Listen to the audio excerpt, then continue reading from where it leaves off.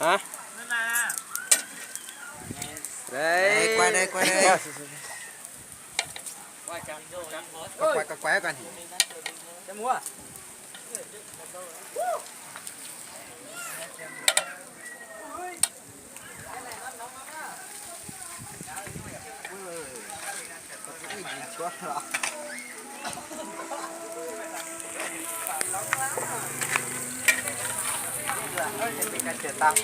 Có quay cho cả ta mới tuổi giờ.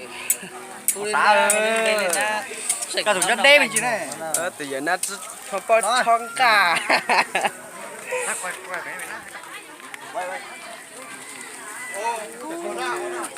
Các bác chia sẻ với nhóm này. Đúng rồi. Đây vui biết thế đấy.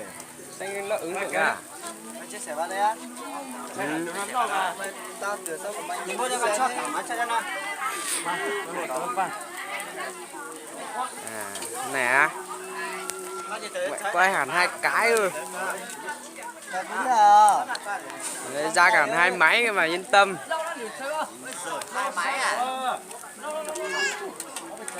Nó này, tuyệt vời. Chắc con Xoáy lên ca đó. Cho các tao. không phải cho đến thế này.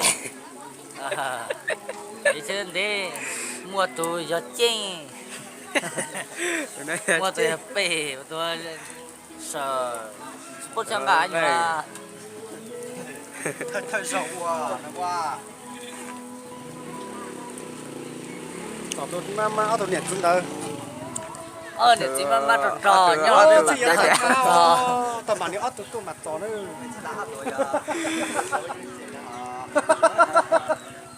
Ôi giờ sao đấy đó. Cho nó tí cút thế à. Đây, sao lên tôi nào này? Tôi say này.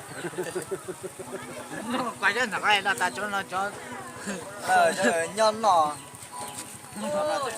Bây giờ là cường cổ đấy. Xuống tao cơ chứ tao cho ơi. hành đồ nó quay ra đồ Giờ là giả hay chứ.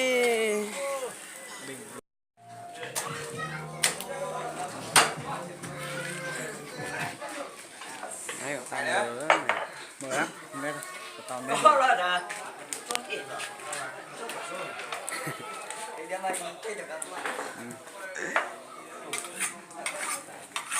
Sao cái à?